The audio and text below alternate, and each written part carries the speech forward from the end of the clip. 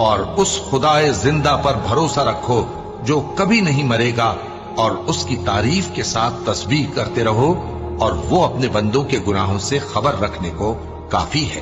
وہی جس نے آسمانوں اور زمین کو اور جو کچھ ان دونوں کے درمیان ہے 6 دن میں پیدا کیا، پھر عرش پر جلوہ افروز ہوا۔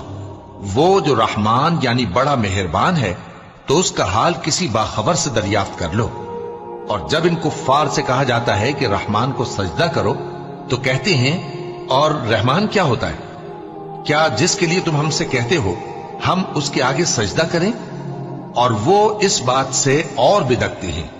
بڑی برکت والا ہے وہ جس نے آسمان میں برج بنائے اور ان میں آفتاب کا نہایت روشن چراغ اور چمکتا ہوا چاند بھی بنایا، اور وہی تو ہے جس نے رات اور دن کو ایک دوسرے کے پیچھے آنے جانے والا بنایا۔ یہ باتیں اس شخص کے لیے جو غور کرنا